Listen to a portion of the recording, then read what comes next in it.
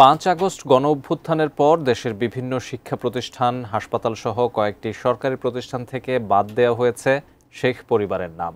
এরই ধারাবাহিকতায় এবার ৬৮টি সরকারি কলেজের নাম পরিবর্তন করা হয়েছে, যেগুলোর অধিকাংশেই ছিল শেখ মুজিব ও শেখ হাসিনার নাম। তবে এই তালিকায় এবার ঢুকে গেছে দেশের প্রথম প্রধানমন্ত্রী তাজউদ্দিন আহমেদের নাম। একটি কলেজ থেকে তার নামটিও বাদ পড়েছে, যা নিয়ে প্রতিবাদ জানিয়েছেন তাজউদ্দিন আহমেদের ছেলে সোহেল তাজ। আরও জানাচ্ছেন এসআই রাজ।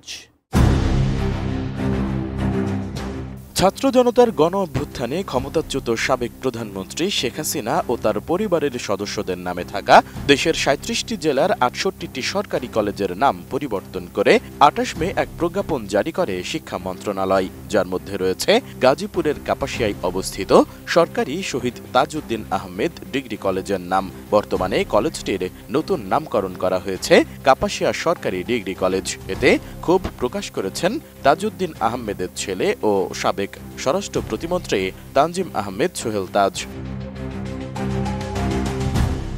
অন্তর্বর্তী সরকারের এই সিদ্ধান্তের প্রতিবাদ জানিয়ে সামাজিক যোগাযোগ মাধ্যম ফেসবুকে ২৯ মে একটি পোস্ট করেন সোহেল তাজ। তিনি সেখানে লেখেন, ব্যক্তিগতভাবে আমার কিছু বলার নেই, কারণ আমার বাবা এবং মা এই দেশের জন্য অনেক ত্যাগ করেছেন, কিছু পাওয়ার জন্য না। তাই ওনাদের কর্মের স্বীকৃতি এই দেশ কোনোদিন যদি নাও দেয়, ইটস ওকে, বাংলাদেশ ভালো থাকলেই হলো। RICL TMX, যুগের পর যুগ স্থাপনা থাকে মজবুত। এরপর ওই কলেজের সাবেক এক ছাত্রের পোস্ট শেয়ার করেন তিনি। পোস্টে লেখা ছিল, শহীদ বঙ্গতাজ তাজউদ্দিন আহমেদ আমাদের কাপাসিয়ার গর্ব এবং অহংকারের নাম। বঙ্গতাজ তাজউদ্দিন আহমেদ সাহেবের পরিবার ও ব্রিগেডিয়ার হান্নান শাহ সাহেবের পরিবার, এটা আমাদের কাপাসিয়ার ঐতিহ্য। আজ ৬৮টি সরকারি প্রতিষ্ঠানের নাম পরিবর্তনের সিদ্ধান্ত নেওয়া হয়েছে।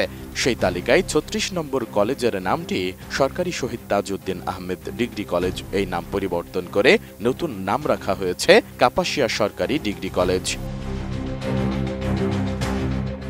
সোহেল তাজের ওই পোস্টে উল্লেখ করা হয়, রাজনৈতিক পট পরিবর্তনের ৯ মাসের মাথায় দেশের প্রথম প্রধানমন্ত্রীর নাম বাদ দিয়ে নতুন নাম দেওয়ার প্রয়োজন অনুভব করেছে বর্তমান সরকার, যার ফলে এখন নতুন নাম হয়েছে কাপাসিয়া সরকারি ডিগ্রি কলেজ। আপনাদের সুবিধার্থে একটি তথ্য জানিয়ে রাখি, কাপাসিয়া সদরে কিন্তু আরও একটি ডিগ্রি কলেজ আছে, তার নামও কাপাসিয়া ডিগ্রি কলেজ, এখনো সরকারি হয়নি। কথা হচ্ছে, স্বাধীন বাংলাদেশের প্রথম প্রধানমন্ত্রী শহীদ বঙ্গতাজ তাজউদ্দিন আহমেদের নাম বাদ দিয়ে নতুন নামের কারণে কি কি সুবিধা আমরা পাব? স্বাধীনতা যুদ্ধের এই মহানায়কের নাম বাদ দেওয়ার উদ্দেশ্যই বাকি। কর্তৃপক্ষ কি এ বিষয়ে স্পষ্ট কোনো ধারণা দিতে পারবে?